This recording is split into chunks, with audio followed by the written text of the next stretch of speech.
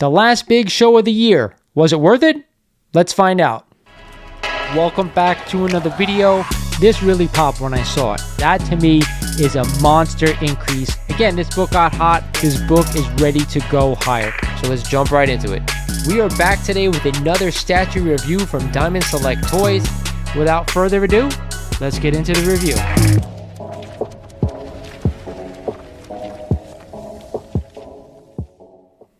What is good, YouTube? This is Lawrence over at Mighty Comics and Collectibles, and thank you for joining me for another video here on the channel. Today, of course, is my coverage of the Big Apple Comic-Con in NYC. I literally have not been to this show in 20 plus years. I think it was 23 or 24 the last time I went to this thing. Regardless, I want to remind you guys, if you're not a current sub of the channel, do me a favor, hit that sub button for me, smash the like button, it's always appreciated. And if you're interested in merch, I always got you covered. Check out the links below. The Big Apple Comic-Con. Like I was saying before in the intro to this video, it's been 20 plus years since I went to the show. Totally an old school show, a lot of different dealers that I hadn't seen before. Seen a few at New York Comic Con, of course I've seen a few at local shows. Regardless, a lot has changed in 20 plus years, I will say that. Believe it or not, my first AF-15 that I ever bought, that I ever had in my collection, I got from Big Apple Con. With that said, let's check out the show floor and see the books that were available. Alright, we're here. Big Apple Con, NYC.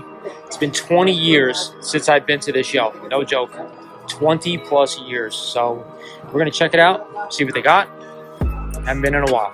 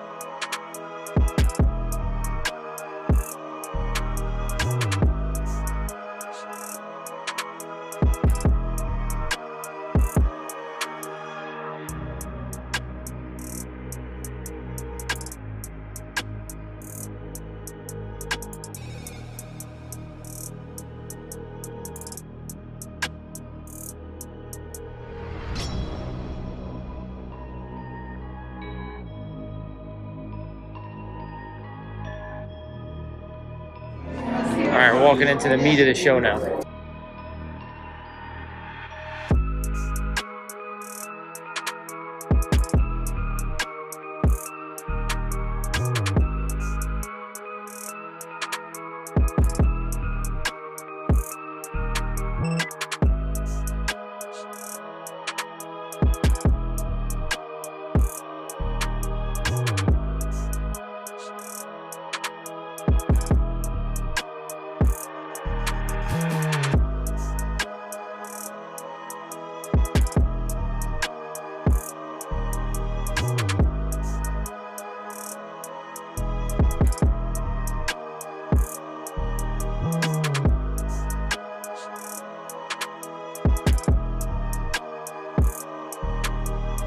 So I'm not actually going to go into Artist Alley right now because, as you can see, it's freaking crazy packed. I don't want to disturb any of the artists, so we'll hit this thing later. Hopefully they'll let me film a little bit.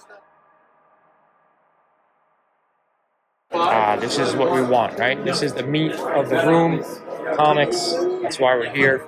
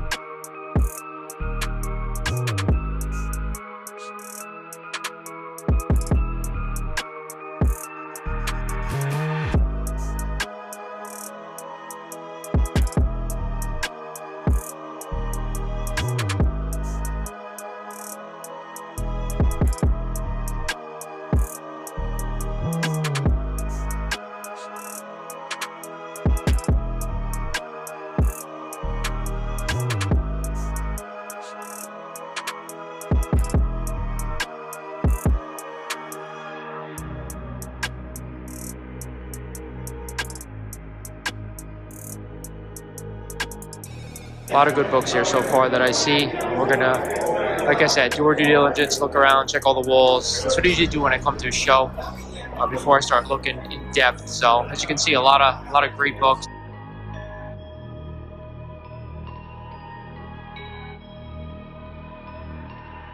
A lot of dealers I have not seen before.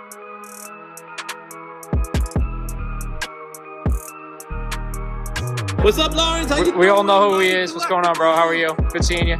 Just combing around, doing some peeking right now, man. All right, so I'm here with the boy Izzy. If you guys haven't checked out his channel, Izzyverse, he's got some stuff that he's going to send off to be pressed. So we're going to take a look at it right now and see what he's got. So a lot of these are bangers. Oh wow. Yeah, you already see a few right there. Yep. Yep. I'll do this. I'll put the nice one. So this is the birthday book. Happy birthday. Yep, that's the birthday book. This is my daughter's book because I named my daughter after Jubilee. Right? Is that the one I met over at THEMIGHTYRPH? No, that was Phoenix. Phoenix. Oh, there you go. Right. This obviously I picked this up, which is Waller.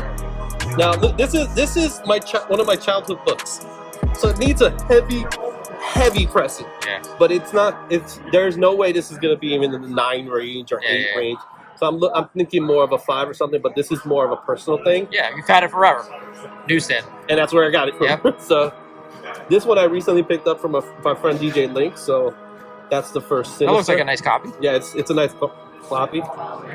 This is a dollar bin book. Wow, that is a find. You know, there's possibility I picked this book up here. I believe. And I remember it in the corner, like over there on that end. But it's a really strong possibility. So I'm getting this one. Does have a potential to be in the 9 range. Okay. It's not a 9.8, but still a 9.8. It's a 9 book. For $1, you can't complain. Dollar bin book. Warlock's Yep. personal favorite of mine, so this is another one that I'm planning. 165. Again, a nice looking copy of that. This is a nice copy, so little bit of dirt on but the you know top. what? It's a silver, so why not? Right? So just so you know, I just picked this book up Really? at a live auction yesterday for $65. So again, it's like you said it was a 7075, but you know what? Just to have a nice raw copy for me, I just want to flip through it. And then I got this baby, That's which awesome. was a gift from me. It was given to me when there was Wizard World. So when Wizard World, they would give out free copies of Wizard #1. So I have a whole run of Wizards. So I figured might as well get this sucker pressed and then send this out. So.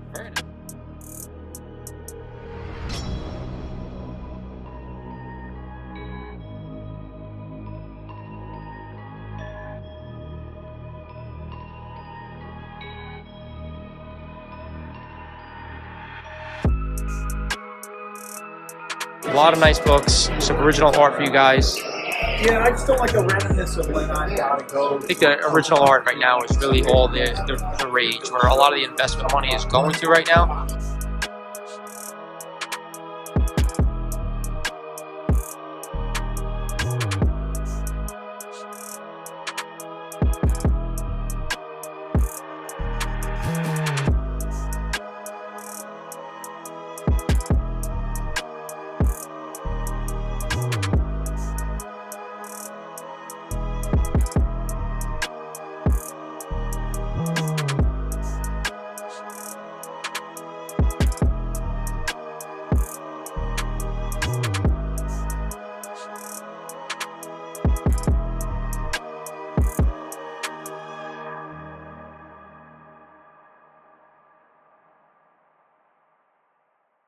Heroes aren't hard to find. This is a booth that I really haven't seen that much, so we're definitely going to come back and check this booth out. They have a lot of great books here. Some nice raws too that I really want to check out.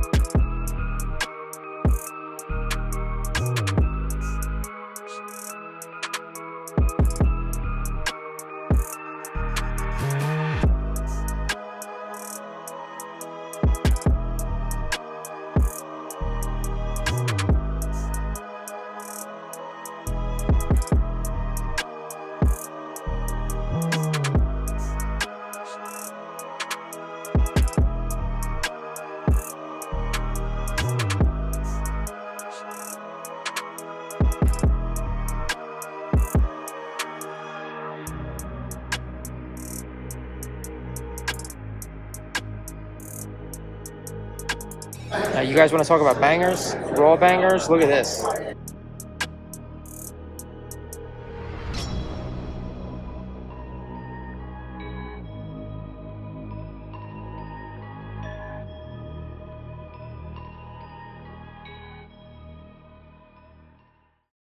Hope you guys enjoyed the show floor. I will say this, they had a ton of great books available for sale. Some great raw Silver Age keys, some graded keys, some Bronze Age stuff, some great Golden Age books, a lot of Captain America Golden Age as well. Some amazing original art that I showed you toward the end of this video. But the one thing that stood out was everything, and I mean almost everything, was ridiculously overpriced. I'm talking about $400 books in certain grades. They had priced at $700. Books that should be selling for around $4,000 to $5,000, they had at $10,000. I literally asked one of the vendors there, who I'd never seen before. They had a Black Cat Mystery 50 and a Tomb of Terror 15, two classic Golden Age pre-code horror books. They were like 1015s. They wanted over $15,000 for each of those books, which I thought was a little ridiculous. So to me, again, some of the dealers I recognized, some of them I did not. Most of the room, I think, was overpriced. Now, there were some smaller vendors that I think were probably right on. I'll give you Jam Comics. Always prices their books well. If you guys remember, I bought a ton of ASM books from them at New York Comic Con. A couple under vendors as well. Action City Comics was there. I'd never seen them before. A local shop out of Brooklyn just got a massive Silver and Bronze Age collection, and they had some nice Giant Size X-Men 1, some great Silver Age Spidey books. They were fairly priced as well, but outside of that, some of the smaller vendors I thought were great. Some of the other ones, not so much. There was a 1.8 Batman 1. We all know a 1.8 Batman 1 just sold on Heritage for $126,000, I believe. One of the vendors there wanted $225,000 for that book. So once I saw that, I backed away and I said, you know what? That's basically it. I walked around the room for about an hour and a half to 2 hours, getting some footage, talking to some people, looking at books. But at the end of the day, I actually picked up no comic books. That's what happens. At this point in my comic collecting journey, I don't want to go out and overpay for books, especially in a down market, right? Yes, I definitely want to add some Silver Age keys back in the collection. I do have one book in particular that I am looking for. Members of the channel, guys, that video is coming out shortly, and I'll let you guys know what that book is. So if you guys are interested in becoming a member, you guys are going to find out what I'm looking for next. But regardless, like I said, most of the comics are just a little bit overpriced. There was a CGC 9.8 Marvel Superheroes Secret Wars number 8. We all know what it is, the origin of Black Costume, and a 9.8. That book should be going for around $500 to $550. Somebody had it priced for $1,000. When I saw that, I backed away and I said, I cannot be looking at this guy's booth. So, sorry to say, this wasn't as much fun as I thought it was going to be. However, I met some great guys from the community, had a lot of great conversations, and actually, it did end up picking up something amazing. However, it's not a comic book, but I'm going to go ahead and show it to you guys. You ready? So, if you don't know, I have been in the hunt for some original art, Spidey art. Now, a lot of you know my favorite artist is John Romita Sr., and I cannot go ahead and buy a piece of his original art. At least from a comic book, it's going to be at least 5 to 6 figures, depending on if it's a page, if it's a cover. Regardless, I probably can't afford John Romita Sr. artwork, but I could definitely afford Spectacular Spider-Man or current Amazing Spider-Man art. At least I have to know the artist. So what I picked up was actually some original art by John Romita Jr. and Scott Hanna, and of course, Luke Ross. I'm going to show you each of them up close. So as you can see, we have Spider-Man here with the Hobgoblin kind of going at it.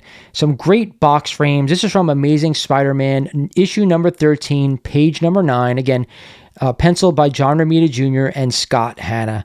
A beautiful piece, wasn't cheap, but again, I've always wanted a piece of Amazing Spider-Man original art. I just wish it was an earlier issue, but regardless, that is one of the pieces I picked up, and check this one out, guys. It's original art from Spectacular Spider-Man, issue 247, story page 7, artist Luke Ross, and I thought this thing was absolutely freaking phenomenal. We have Pumpkinhead, we have Spider-Man, and of course Spider-Man at the bottom of this thing going at it with some sort of cat. Regardless, I do like Luke Ross's art, very similar to Eric Larson, Tom McFarlane, and even a little bit of resemblance to Mark Bagley as well. But either way, we have some modern art and older art featuring Spider-Man. So when I saw these things and I saw that they were affordable, like I said earlier in the video, I think original art is where most of the investment money is going to right now. Not that these are investments for me, because they're really not. They're just pieces that I want in my comic book collection, right? These are comic related characters, and I think original art is a great way to go ahead and focus money right now where comics are kind of in a lull. I think original art has really kind of held its value. So to me, that's where I'm putting a lot of my money if I want to invest in something relating to comics. Either way, I was dying to show you guys this. It's my first piece of real original art that I own in my collection that was actually published work by Marvel Comics. So hope you guys enjoy the video. Again, I'm sorry Big Apple Con was a bust for me outside of this, at least with the books, but either way, it was a fun experience. Either way, I hope you guys enjoyed it. This is Lawrence over at Mighty Comics Collectibles saying thank you for watching, and I'll talk to you guys soon.